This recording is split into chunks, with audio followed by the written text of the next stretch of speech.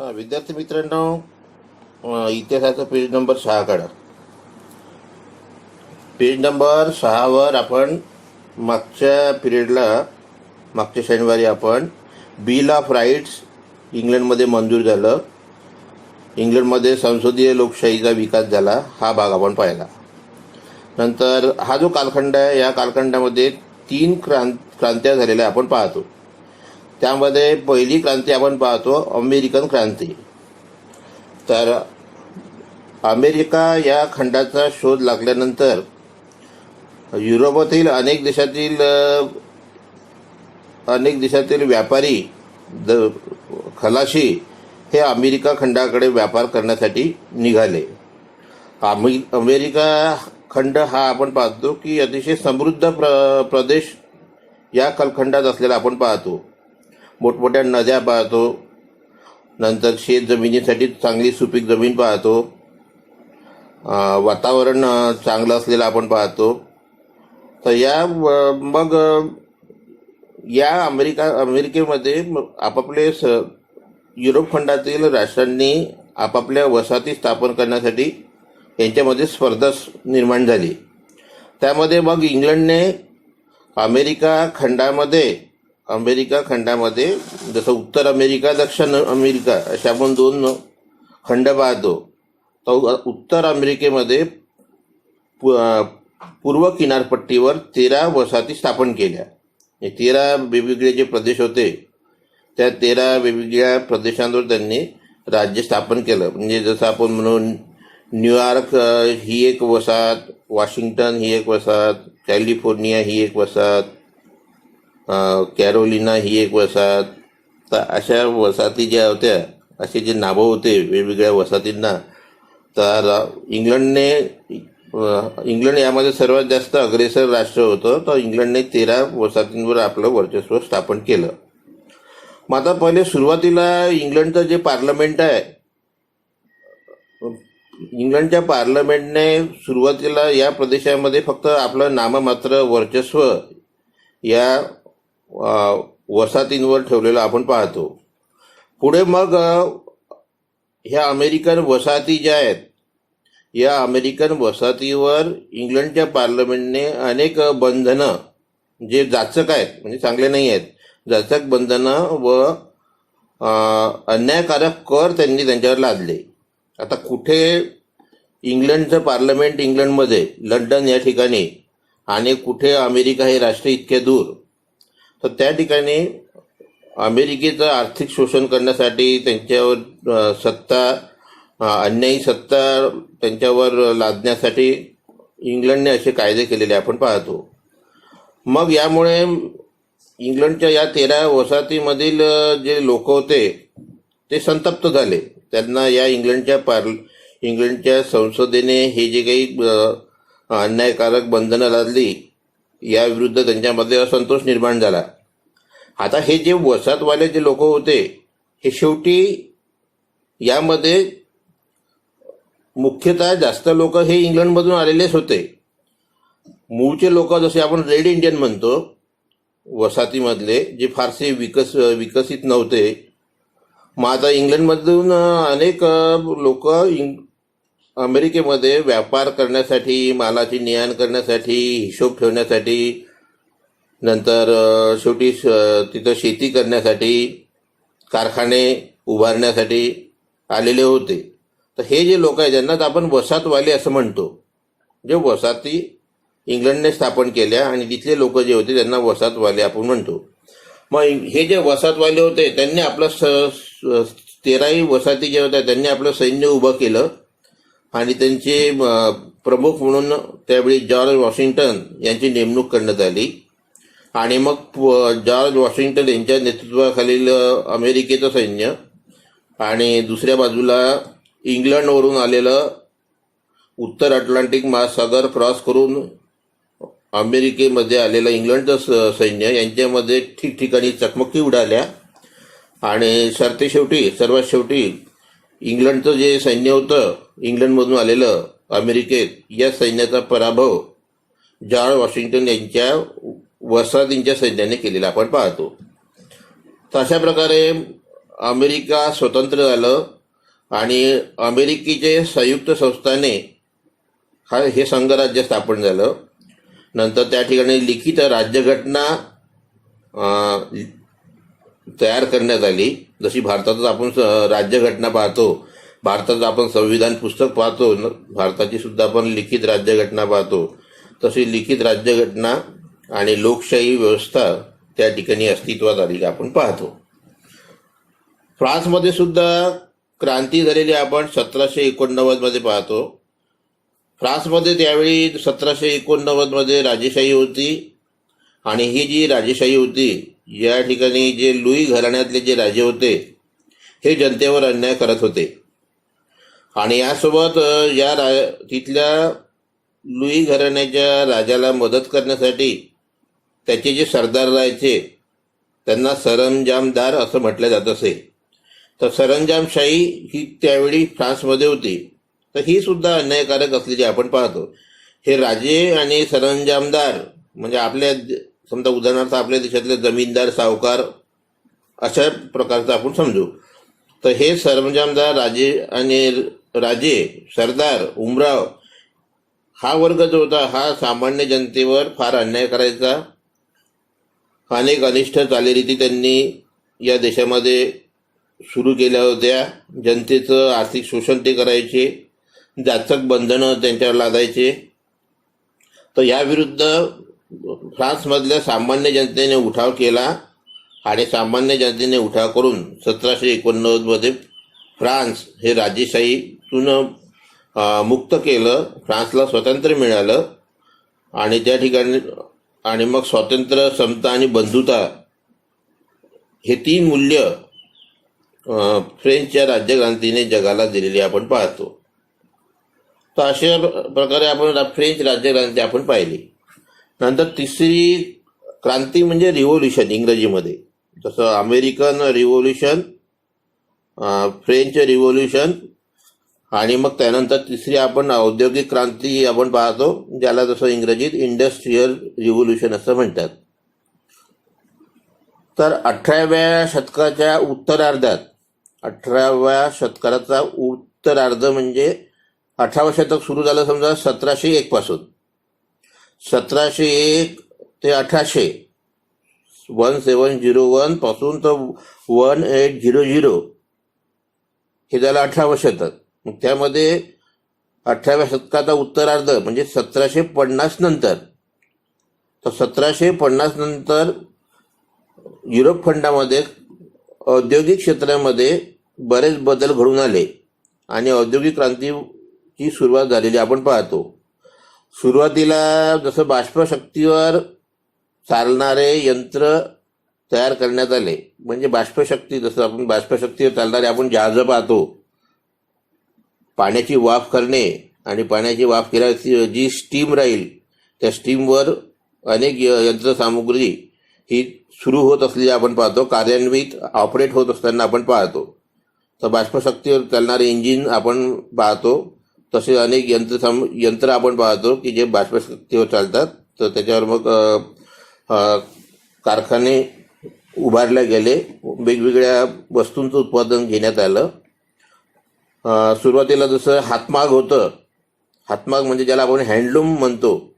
जसं तुम्ही जर जवाहर रोडनी जर तुम्ही गेले तर जसं हँडलूम असं वरती दुकानांच्या वरती 1-2 जे कापड दुकानं आहेत तर हँडलूम हाऊस असं अशा प्रकारे लिहिलेलं आपण पाहतो. हँडलूम म्हणजे हातमाग, स्वतः हातांनी जसं यंत्रावर सूत कातणे आणि धागा तयार करणे आणि मग त्यानंतर कापड तयार करणे.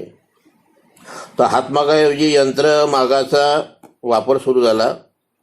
मग पुढे रेल्वेचं इंजिन आणि बाकी त्याचे डबे तयार करणे याचा शोध लागला, याचं हे शोधण्यात आलं, तशी कार्यान्वित करण्यात आलं. नंतर आगबोट जहाजांमध्ये स्टीमवर चालणारे जहाज त्यावेळी तयार करण्यात आले. तशी आपण औद्योगिक क्रांती पाहतो. मग आता भांडवलशाहीचा उदय पुढे झालेला आपण पाहतो. तर आता हा जो औद्योगिक क्रांती जी झाली, या क्रांतीमध्ये ही मुख्यतः इंग्लंडपासून सुरू झालेली आपण पाहतो. तर 16व्या 17 पहिल्यापासूनच, जसं 16व 17व शतक जे आहे तेव्हापासूनच इंग्लंड हे एक सामर्थ्यशाली श्रीमंत राष्ट्र असलेलं आपण पाहतो. जसं इंग्लंडचं वर्चस्व सर्वत्र असलेलं आपण पाहतो. जसं इंग्लंडच्या साम्राज्यावर कुठेही सूर्य मावळत नसे असं आपण वाक्य पाहतो, की इतकं म्हणजे इंग्लंडचं प्रत्येक खंडामध्ये राज्य पसरलेलं आपण पाहतो. त्यांची राज्य पसरलेलं साम्राज्य असलेलं, सत्ता असलेली आपण पाहतो. तर इंग्लंडला जगाचा कारखाना असं म्हटलं जायचं. मग आता भांडवलशाहीचा उदय झालेला आपण पाहतो. भांडवल म्हणजे पैसा. तर नव्या सागरी मार्गांचा शोध लागला. जसं आफ्रिका खंडाला वळसा घालून भारताकडे येणारा, आशियाई खंडाकडे येणारा जलमार्ग शोधण्यात आला. आणि मग युरोप खंडातले जे देश आहेत, या देशांनी भारतासोबत म्हणजे पूर्वेकडील देशांसोबत व्यापार करण्यास सुरुवात केलेली आपण पाहतो. मग आता ज्यावेळी व्यापार सुरू झाला त्यावेळी एकट्या एकट्या व्यापाऱ्याला आपल्या, जसं एखाद्या जहाजामध्ये माल ठेवणे आणि तो माल निर्यात करणे, आशिया खंडाकडे तो माल निर्यात करणे, हे काही शक्य नव्हतं, कारण अनेक अडचणी यायच्या. तर त्यावेळी अनेक जे सर्व व्यापारी आहेत, अनेक व्यापारी एकत्र पैसा त्या ठिकाणी गुंतवत असत. आणि भाग भांडवल म्हणजे शेअर कॅपिटल, तर भाग भांडवल असणाऱ्या अनेक व्यापारी कंपन्या उदयास आलेल्या आपण पाहतो. तर ह्या सर्व व्यापारी कंपन्या ज्या आहेत, ह्या व्यापारी कंपन्या आपण युरोप खंडामध्ये उदयास आलेल्या आपण पाहतो. आणि मग ह्या व्यापारी कंपन्यांनी आपला व्यापार सुरू केला. त्यामुळे England, France, Portugal, Spain, Belgium, Greece हे जे राष्ट्र आहेत, या राष्ट्रांनी जो काही व्यापार या देशातील, हे जे राष्ट्र मी सांगितले त्या देशातील व्यापाऱ्यांनी जो काही व्यापार केला, त्यामुळे युरोप खंडातील हे जे राष्ट्र आहे सर्व, इंग्लंड, फ्रान्स, स्पेन, पोर्तुगाल वगैरे, हे सर्व श्रीमंत व्हायला लागले. त्यांची भरभराट व्हायला लागली, सदन संपन्न राष्ट्र व्हायला लागले. त्यामुळे त्या देशातील जे सरकार होते, समजा राजे असतील किंवा राणी सत्तेवर असेल, तर त्यांनी या व्यापारी कंपन्यांना, आपापल्या देशातील व्यापारी कंपन्यांना त्यांनी लष्करी संरक्षण दिलं, व्यापारी सवलती दिल्या. आणि अशा प्रकारे मग प्रत्येक या राष्ट्रांमध्ये चढाओढ निर्माण झाली की कोणाचा व्यापार जास्त राहील, कोण जास्त आयात निर्यात करेल. आणि मग अशा प्रकारे युरोप खंडामध्ये धनसंचय वाढीस लागलेला आपण पाहतो. धनसंचय म्हणजे पैसा, कॅपिटल. आणि मग धनसंचय वाढीस लागल्यानंतर हा जो पैसा आहे, हे जे भांडवल आहे, हे पुन्हा व्यापार आणि उद्योगामध्ये वापरलं जाऊ लागलं. आणि अशा प्रकारे याला भांडवलशाही अर्थव्यवस्थेचा उदय झाला असं आपण म्हणतो. मग आता वसाहतवाद हा एक मुद्दा आलेला आपण पाहतो. तर जसं आता याचं एक उदाहरण घ्यायचं म्हणजे, जसं इंग्लंड ईस्ट इंडिया कंपनीचे लोक भारतामध्ये आले आणि भारतामध्ये आल्यानंतर त्यांनी सुरत या ठिकाणी आपली वसाहत स्थापन केली, सुरत या ठिकाणी आपली वखार स्थापन केली. तर जसं मग यामध्ये आपण पाहतो की त्यांनी आपली पहिली म्हणजे या ठिकाणी आपल्या भारतामध्ये येऊन त्यांनी साम्राज्य स्थापन केलं. तर एका वसाहतवाद म्हणजे एका देशातील लोकांनी दुसऱ्या देशामध्ये जाऊन त्या ठिकाणी विशिष्ट प्रदेश काबीज करणे, वस्ती काबीज करणे, याला वसाहत असं म्हणतात. जसं अगोदर आपण पाहिलं की बाई इंग्लंडच्या अमेरिकेमध्ये 13 वसाहती होत्या. तर वसाहत म्हणजे काही एकदम छोटंसं गाव खेडं वगैरे, गाव खेडं असं आपण त्याला म्हणू शकत नाही. वसाहत म्हणजे बराच मोठा प्रदेश त्या देशात आपण पाहतो. माझा अनेक राष्ट्रांनी आपापले, युरोप खंडातले अनेक राष्ट्र जे होते ते वसाहतवादी असलेले आपण त्या काळात पाहतो. आणि त्यांनी मग वेगवेगळ्या ठिकाणी वसाहती स्थापन केलेल्या आपण पाहतो. पुढे मग जसं विकसित राष्ट्रांनी अविकसित राष्ट्रावर वर्चस्व स्थापन करणे. विकसित राष्ट्र म्हणजे जसं England, France, Portugal, Spain, Belgium, Germany, America हे जे राष्ट्र आहेत विकसित राष्ट्र, यांनी अविकसित राष्ट्र, मग त्या काळातले अविकसित राष्ट्र म्हणजे जसं भारत आहे, ब्रह्मदेश आहे, श्रीलंका आहे, हे जे राष्ट्र आहे ह्या राष्ट्रांवर वर्चस्व स्थापन करणे, त्या ठिकाणी राजकीय व सत्ता स्थापन करणे, तो प्रदेश काबीज करणे, त्या ठिकाणी वसाहती स्थापन करणे आणि मग म्हणता त्या प्रदेशावर पूर्ण साम्राज्य स्थापन करून तिथला कारभार आपल्या ताब्यात घेणे, तो प्रदेश जिंकूनच घेणे, तर याला साम्राज्यवाद असं म्हणतात. तर अशा प्रकारे वसाहतवाद आणि साम्राज्यवाद हे या दोन संकल्पना आपण पाहतो. मग आता त्यावेळी भारतामध्ये इंग्लंड, फ्रान्स, पोर्तुगाल या देशांची सत्ता असलेली आपण पाहतो. इसवी सन 1600 मध्ये भारतासोबत व्यापार करण्यासाठी ईस्ट इंडिया कंपनी स्थापन झाली आणि तिने मग त्यावेळी आपल्या भारतामध्ये मुघल सत्ता मोठ्या प्रदेशात होती. जहांगीर हा राजा होता, त्याच्याकडून त्यांनी परवानगी मिळून सुरत या ठिकाणी वखार स्थापन केलेले आपण पाहतो. तर वखार म्हणजे अशी जागा ज्या ठिकाणी मालाची साठवणूक केल्या जाते, जिथून माल दुसऱ्या देशात पाठवला जातो किंवा दुसऱ्या देशातून आलेला माल त्या ठिकाणी उतरवला जातो, त्या ठिकाणी राहत होतो सुरक्षित. भारतामध्ये बराचशा प्रदेश इंग्रजांच्या ताब्यात होता, काही प्रदेश फ्रेंचांच्या ताब्यात होता, फ्रान्सच्या ताब्यात होता. मग दक्षिणेकडचा जो प्रदेश आहे कर्नाटक, तामिळनाडू वगैरे, आंध्र प्रदेश या भागामध्ये इंग्लंड आणि फ्रान्स यांच्या सैन्यामध्ये 3 युद्ध झाली आणि तिन्ही युद्धांमध्ये इंग्लंडने फ्रान्सचा पराभव केला. तिसरं जे कर्नाटक युद्ध झालं त्याला कर्नाटक नाव दिलेलं आहे, कर्नाटक युद्ध. तर तिसरं जे युद्ध इंग्रज आणि फ्रान्स यांच्या दरम्यान झालं, यामध्ये इंग्लंडने, ईस्ट इंडिया कंपनीने फ्रान्सचा निर्णायक पराभव केला आणि मग भारतामध्ये इंग्लंडला कोणतेही प्रबळ स्पर्धक काही उरला नाही. तशा प्रकारे निर्विवाद वर्चस्व इंग्लंडचं भारतावर स्थापन झालेलं आपण पाहतो. बंगालमध्ये 1756 मध्ये सिराजुद्दौला हा नवाबपदी आला आणि मग सिराजुद्दौला हा नवाबपदी आला होता. त्यावेळी इंग्लंडने कोलकाता या ठिकाणी आपली वसाहत स्थापन केली होती आणि मुघल बादशहाकडून बंगाल प्रांतामध्ये त्यांना ज्या व्यापारी सवलती मिळाल्या होत्या त्याचा गैरवापर इंग्रजांनी सुरू केला. तर सिराजुद्दौला हा नवाब त्यावेळी असलेला आपण पाहतो. आता इंग्रजांनी त्यावेळी बंगालच्या नवाबाची परवानगी न घेता कोलकाता या ठिकाणी त्यांची जी वखार होती त्या वखारीला सुरक्षेच्या दृष्टीने एक तटबंदी म्हणजे चांगली भक्कम त्या ठिकाणी भिंत उभारली. मात्र सिराजुद्दौला याला इंग्रजांचं हे कारवाया काही त्यांना सहन झाला नाही आणि मग सिराजुद्दौला याने इंग्रजांशी युद्ध केलं आणि कलकत्त्याची जी वसाहत आहे ती वसाहत स्थापन केलेली आपण पाहतो.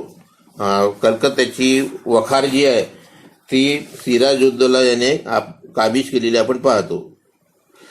त्यानंतर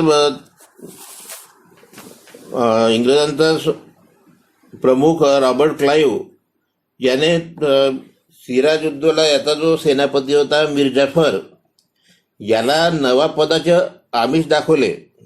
म्हणजे तू जर आमच्या बाजूने राहिला, म्हणजे तुझ्या नेतृत्वाखालचं जे सर्व सैन्य आहे ते जर आमच्या बाजूने राहिलं तर आम्ही तुला सिराजुद्दौलाचा पराभव केल्यानंतर तुला आम्ही बंगालचा नवाब बनवू. तर अशा प्रकारे त्यांनी मीर जाफरला त्यांनी आपल्या बाजूला वळवलं. मग 1757 मध्ये प्लासी हे जे ठिकाण आहे या ठिकाणी सिराजुद्दौला आणि इंग्रज या सैन्यामध्ये युद्ध झालं. आता त्या ठिकाणी ज्यावेळी युद्ध सुरू झालं त्यावेळी मीर जाफर हा जो सेनापती होता सिराजुद्दौलाचा, हा मिर्जाफर आणि त्याच्या नेतृत्वाखाली जे काही सैन्य होतं हे सैन्य या युद्धामध्ये उतरलंच नाही, इंग्लंडच्या बाजूने राहिलं. आणि अशा प्रकारे त्या ठिकाणी जास्त काही रक्तपात न होता त्या ठिकाणी मीर कासिम इंग्रज हे युद्ध जिंकले आणि त्यांनी सिराजुद्दौला याला नवाब पदावरून बाजूला केलं आणि मीर कासिमला त्या ठिकाणी नवाब केलं. मीर जाफर याला त्यांनी नवाब केलं. मग आता मीर जाफर याला इंग्रजांच्या ज्या काही कारवाया आहेत, जेवढ्या काही सवलती मिळालेल्या आहेत त्यापेक्षा त्या ठिकाणी त्याला विरोध करून त्या ठिकाणी अन्यायकारक आपल्या कारवाया करणे किंवा जास्तीचा व्यापार करणे. तर त्यावेळी मिर्जाफर हा इंग्लंडचा नवाब, बंगालचा नवाब झाला आणि त्याला मग इंग्रजांच्या ह्या कारवाया काही सहन झाल्या नाही आणि त्यांनी विरोध करायला सुरुवात केली. त्यावेळी मग इंग्रजांनी मिर्जाफरला त्या पदावरून दूर केलं आणि त्याचा जो जावई होता मीर कासिम याला बंगालचा नवाब त्यांनी बनवलं. मग आता मीर कासिम यालाही इंग्रजांचा जो बेकायदेशीर व्यापार आहे हा व्यापार त्याला सहन झाला नाही आणि मग त्याने त्यावेळी इंग्रजांना विरोध केला. तर त्यावेळी इंग्रजांनी पुन्हा मीर कासिमला बाजूला केलं आणि मीर जाफरला पुन्हा नवाबपदी त्यांनी बसवलं. मग बंगाल प्रांतामध्ये इंग्रजांच्या ज्या कारवाया आहेत यांना लगाम लावण्यासाठी त्यावेळी मीर कासिम, नंतर अयोध्याचा जो भाग आहे, अयोध्येचा नवाब शुजाउद्दौला आणि मुघल बादशाह शाह आलम यांनी एकत्र मोहीम काढली. आणि मग बिहारमध्ये बक्सार हे जे ठिकाण आहे, या बक्सारला हे तिघं एका बाजूला आणि दुसऱ्या बाजूला इंग्रज यांच्यामध्ये घनघोर लढाई झाली.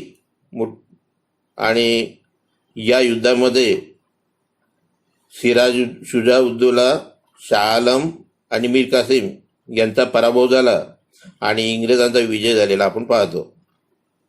या लढाईनंतर मग अलाहाबादला तह झाला आणि त्यानुसार इंग्रजांना बंगालचा जो सुबा हा शब्द आलेला आहे, सुबा म्हणजे प्रांत, तर बंगालच्या सुब्यामध्ये इंग्रजांना दिवाणी महसूल गोळा करण्याचे दिवाणी म्हणजेच महसूल गोळा करण्याचा अधिकार मिळाला. म्हणजे यामध्ये आता इंग्रजांना त्या ठिकाणी शेतजमीन आहे किंवा लोकांचं जे काही उत्पन्न असेल त्याच्यावर कर लादणे, शेतजमिनीवर महसूल गोळा करणे, तर हा अशा प्रकारे मोठ्या प्रमाणात पैसा इंग्रजांना दरवर्षी मिळायला लागला. तिकडे खाली म्हैसूरचा जो प्रदेश आहे या ठिकाणी हैदर अलीने उठाव केला आणि हा प्रदेश आपल्या ताब्यात घेतला. त्यानंतर हैदर अलीचा मृत्यू झाल्यानंतर त्याचा मुलगा टिपू सुलतान हा सत्तेवर आला आणि मग टिपू सुलतान आणि इंग्रज यांच्यामध्ये युद्ध झालं. 1799 दक्षिणेत श्रीरंगपट्टण हे जे ठिकाण आहे, हे जे शहर आहे, या ठिकाणी टिपू सुलतान धारातीर्थी पडला, म्हणजे त्याचा मृत्यू झाला युद्धामध्ये. आणि अशा प्रकारे हा प्रदेश इंग्रजांनी आपल्या ताब्यात घेतला. मग आता इंग्रजांना रशियाची मोठी भीती वाटायची की बा रशिया हा भारतामध्ये येईल आणि आपला पराभव करेल. तर इंग्रजांना कसंही करून भारतामधली आपली सत्ता त्यांना सुरक्षित ठेवायची होती. आणि मग ही सत्ता सुरक्षित ठेवण्यासाठी त्यांना माहीत होतं की रशिया भारतामध्ये येण्यासाठी पहिले अफगाणिस्तानमध्ये प्रवेश करेल आणि अफगाणिस्तानातून भारतामध्ये येईल. तर म्हणून त्यावेळी इंग्रजांनी आपल्या देशाच्या वायव्य सरहद्दीकडे जो प्रदेश आहे ज्याला आपण सिंध प्रांत म्हणतो, जसं आता हा सिंध प्रांत पाकिस्तानमध्ये आहे, तसं आपलं पंजाब घटक राज्य त्याला लागून जसं पाकिस्तानमध्ये पंजाब नावाचा आपण प्रांतही पाहतो, नंतर तिकडे सिंध नावाचा प्रांतसुद्धा आपण पाकिस्तानमध्ये पाहतो. हा भाग वायव्याकडे येत असलेला आपण पाहतो. तर त्या ठिकाणी इंग्रजांनी या प्रदेशामध्ये आपलं लष्कर पाठवलं आणि सिंध प्रांत जो आहे हा सिंध प्रांत त्यांनी गिळंकृत केलेला आपण पाहतो. मग आता पंजाबमध्ये त्यावेळी राजा रणजित सिंह याची सत्ता होती. राजा रणजित सिंह सत्तेवर असेपर्यंत इंग्रजांनी कधी शिखांच्या विरुद्ध युद्ध केलं नाही. त्यांना माहीत होतं की रणजित सिंह हा फार शूर आहे आणि याच्या सैन्याला आपण तोंड देऊ शकणार नाही. मग रणजित सिंह याच्या मृत्यूनंतर त्याचा अल्पवयीन मुलगा दलीप सिंग याला शिखांच्या गादीवर बसवण्यात आलं, म्हणजे प्रमुख करण्यात आलं राजकीय दृष्ट्या. आणि त्याची आई राणी जिंदन ही कारभार पाहू लागली. मग आता ही राणी जी आहे जिंदन, हिचा काही सरदारांवर शीख सरदारांवर अंकुश राहिला नाही.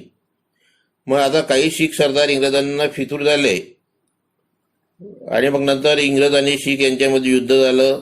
त्यामध्ये शिखांचा पराभव झाला. शिखांचा पराभव झाल्यानंतर इंग्रजांनी दलीप सिंग याला गादीवर कायम ठेवलं आणि त्यांनी पंजाब प्रांत जो आहे त्या पंजाब प्रांतामध्ये दूरदूरपर्यंत आपलं वर्चस्व निर्माण करण्याचा प्रयत्न सुरू ठेवला. मग शिखांचं इंग्रजांचं हे वर्चस्व शिखांना काही सहन झालं नाही आणि मग शेवटी मुलतानचा अधिकारी मुलराज आणि काही शीख सरदार यांनी इंग्रजांच्या विरुद्ध बंड केलं आणि यामध्ये शिखांचा पूर्ण पराभव झाला आणि त्यानंतर पंजाबचा प्रदेश इंग्रजांच्या ताब्यात आला. मग आता याच्यानंतर जसं मराठ्यांची सत्ता आपण भारतामध्ये एक मोठी पाहतो, तिचा पराभव व्हायचा होता. तर आपण पुढच्या प्रकरणामध्ये इंग्रजांनी मराठी सत्तेचा कसा पराभव केला हे आपण आता पाहू. विद्यार्थी मित्रांनो,